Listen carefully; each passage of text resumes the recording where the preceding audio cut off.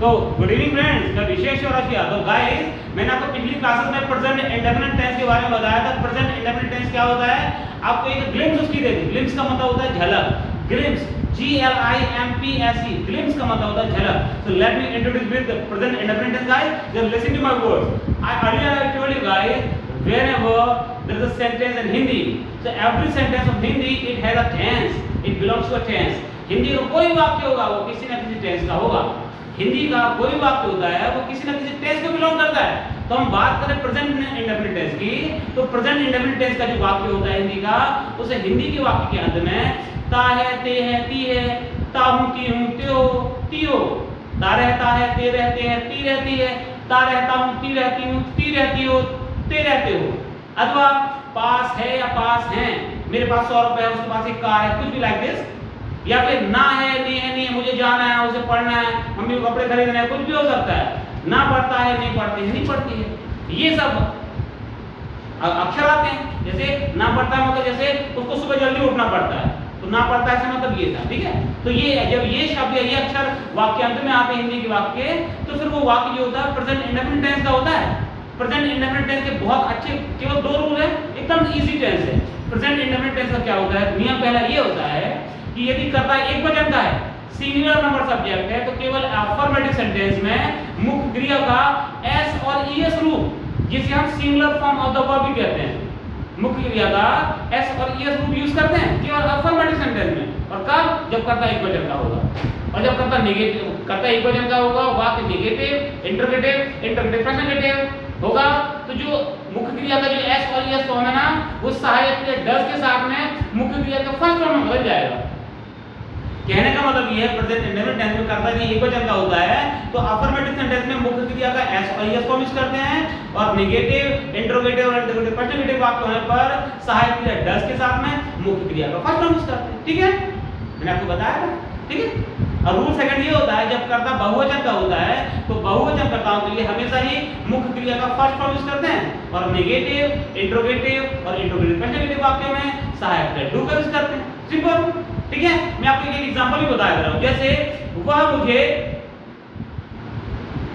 देखता है, वह मुझे देखता है, तो ही एक वचन करता है, looks, LOOKS, looks at, he looks at me, वो मुझे देखता है, he looks at me. Looks क्यों बोल रहे हैं, क्योंकि कर्ता एक वचन का है और वाक्य अफर्मेटिव है, तो लुक का एस और एस फॉर्म आ गया, मतलब एस और एस फॉर्म मतलब लुक्स, लुक से हो गया लुक्स, तो he looks at me.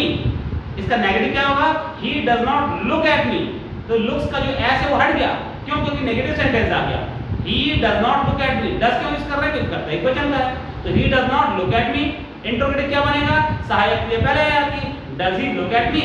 does he look at me का हिंदी मतलब होगा क्या वो मुझे देखता है। does he not look at me, क्या वो मुझे नहीं देखता है। why does he look at me, वो मुझे क्यों देखता है। why does he not look at me, वो मुझे क्यों नहीं देखता है, ठीक है। तुम लोग अतुल्यम कोचिंग जाते हो, तुम लोग मतलब you go to Atulyam coaching, you go, GO go, first form क्यों बोल रहे हैं, क्योंकि यू हमेशा बहुवचन होता है, ठीक है।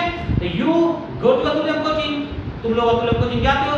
You do not go to Atulyam coaching, तुम लोग अतुल्यम कोचिंग नहीं जाते हो। Do you go to Atulyam coaching, क्या तुम लोग अतुल्यम कोचिंग जाते हो, या फिर तुम लोग अतुल्यम कोचिंग जाते हो क्या। Do you not go to Atulyam coaching, तुम लोग अतुल्यम कोचिंग नहीं जाते हो क्या, या फिर क्या तुम लोग अतुल्यम कोचिंग नहीं जाते हो। When do you go to Atulyam coaching, when, where, how, why, कुछ भी हो सकता है। तो when do you go to Atulyam coaching, तुम लोग अतुल्यम कोचिंग कब जाते हो। when do you not go to Atulyam coaching, तुम लोग अतुल्यम कोचिंग कब नहीं जाते, कुछ भी हो सकता है, ठीक। ये था ये। अभी इसका सेकंड पैटर्न मैंने आपको बताया था कि वो पढ़ता रहता है, he keeps, KEEPS, keeps reading, वो पढ़ता रहता है। he does not keep reading, वो नहीं पढ़ता रहता है। Does he keep reading, क्या वो पढ़ता रहता है। Does he not keep reading, क्या वो नहीं पढ़ता रहता है। Why does he keep reading, वह क्यों पढ़ता रहता है। Why does he not keep reading, keeps, KEEPS केवल अफर्मेटिव में, क्यों, क्योंकि करता एक वचन का था। फिर नेगेटिव इंटरोगेटिव में वो डज के साथ में कीप आ गया, और कीप की बात में यदि कोई मुख्य क्रिया लिखी है तो उसका आईएनजी फॉर्म आता है, कीप रीडिंग, ठीक है। जैसे बोला है, तुम हमेशा मोबाइल चलाते रहते हो, कई बार अपन बोलते हैं तुम हमेशा मोबाइल चलाते रहते हो, तो हमेशा को हम इंग्लिश में बोलते हैं ऑलवेज। ऑलवेज एक ऐसा शब्द है, इसको एडवर्ब बोलते हैं, ठीक है। ये हमेशा ही मुख्य क्रिया के ठीक पहले आता है। तुम हमेशा मोबाइल चलाते रहते हो, तो इसको कैसे बोलेंगे? You always keep running mobile, you always keep running a mobile. You do not always keep running a mobile, do you always keep running a mobile, do you not always keep running a mobile, क्या तुम हमेशा mobile नहीं चलाते रहते हो? Why do you always keep running a mobile, तुम mobile हमेशा क्यों चलाते रहते हो?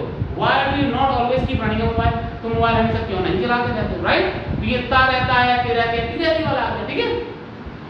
अब इसके बाद आता है फिर, जैसे मेरे पास एक कार है, तो मेरे पास, तो I have a car, have यहां मैन वर्ब है, I have a car, I do not have a car, do I have a car, do I not have a car, why do I have a car, where do I have a car, when do I have a car, how do I have a car, मेरे पास एक car क्यों है, कहां है, कब है, कैसे, कुछ भी हो सकता है। और how do I not have a car, मेरे पास एक कार क्यों नहीं है, कैसे नहीं, कुछ भी हो सकता है, ठीक है।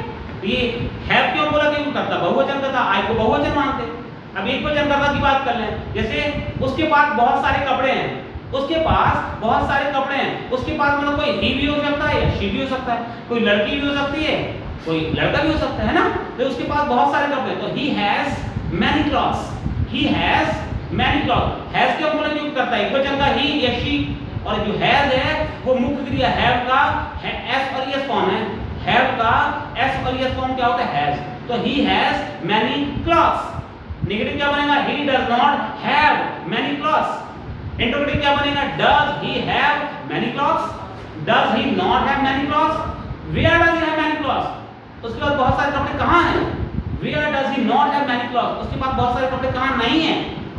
गेटिंग गाइस, तो ये था पास है और पास है, ठीक है। अब इसके बाद अगला आता है, जैसे कि मुझे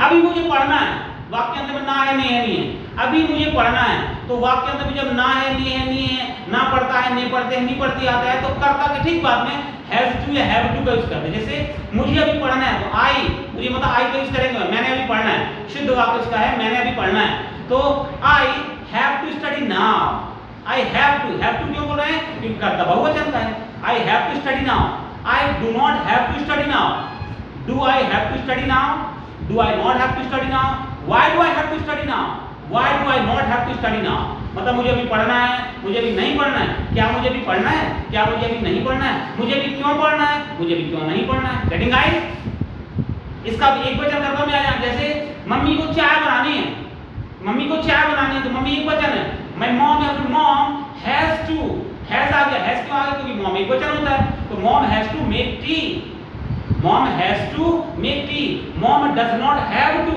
तो जब डज आ जाएगा तो वहां हैव बदल जाएगा, वो जो हैज है वो हैव में बदल जाएगा, तो mom does not have to make T.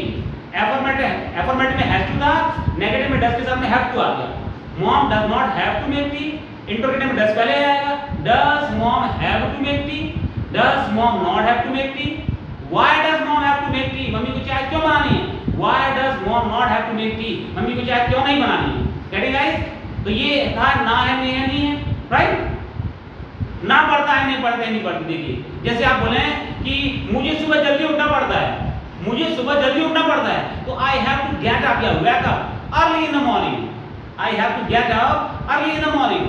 Have to क्यों बोलेंगे, क्योंकि आई बहुवचन है। नेगेटिव क्या बनेगा, I do not have to get up या wake up early in the morning, early in the morning, early in the morning मतलब सुबह जल्दी, ठीक है। इंटरोगेटिव में सहायक क्रिया पहले आ जाती है, do I have to get up early in the morning, do I have to get up early in the morning, do I not have to get up early in the morning, मुझे सुबह जल्दी क्यों उठना पड़ता है, क्या मुझे सुबह जल्दी उठना पड़ता है, क्या मुझे सुबह जल्दी नहीं उठना पड़ता है, मुझे सुबह जल्दी क्यों उठना पड़ता है, तो व्हाई जोड़ना कि why do I have to get up early in the morning, और मुझे सुबह जल्दी क्यों नहीं उठना पड़ता, तो why do I not have to get up या wake up early in the morning. ठीक है गाइस, तो ये था हमारा क्या, हैज टू हैव टू का एक चीज और सुनिए, हैज टू हैव टू से जहां पे भी इंग्लिश के सेंटेंसेस में has to, have to, had to past के लिए भी आपको बताऊंगा पास्ट टेंस क्या होता है। Has to, have to, had to, will have to या शैल हैव टू का यूज किया जाता है कर्ता के ठीक बाद में। यहां पर भी वाक्य में कर्ता के ठीक बाद में has to, have to, had to, will have to या शैल हैव टू का यूज किया जाता है, तो यह वाक्य में मजबूरी को प्रकट करता है। मजबूरी को इंग्लिश में बोलते हैं हम कंपल्सन। जैसे आप बोले कि मुझे जाना, मुझे रायपुर जाना है, I have to go to Raipur. जब आपने हैव टू बोल दिया, I have to go to Raipur, मतलब आपकी मजबूरी है जाना Raipur. I have to go to Raipur, आपको रायपुर जाना है मतलब आपकी आपने हैव टू बोल दिया, I have to go to Raipur. इसकी जगह हैव टू की जगह आप हम बोलते हैं कि मुझे रायपुर जाना है, I am to go to Raipur. Am to is am are, तो I am to go to Raipur, इसका मतलब ये हो जाएगा आपकी इच्छा है रायपुर जाने की, I am to go to Raipur.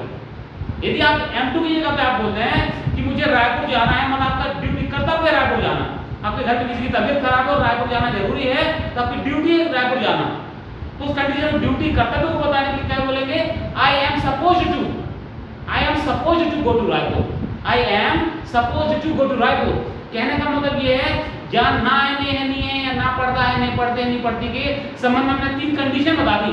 मजबूरी, मजबूरी कंपल्सन के लिए क्या, has to have to have to will have to shall have to, has to have to had to will have to shall have to, मजबूरी को प्रकट करता है। is to, am to, are to, was to, were to, will be to, shall be to, ये इच्छा को बताता है। और is, am, are या was, were या will be या shall be plus supposed to, ये हमारी कर्तव्य ड्यूटी को बताता है। गति देख समझ में आ गया?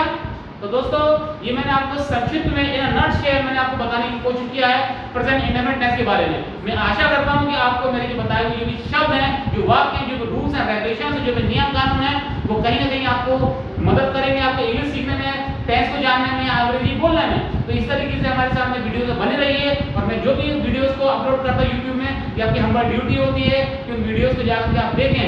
आपको यदि वीडियोस अच्छे लगते हैं तो वीडियोस को लाइक करिए गाइस, शेयर करिए और कमेंट जरूर करिए, ठीक है गाइस? Thank you guys.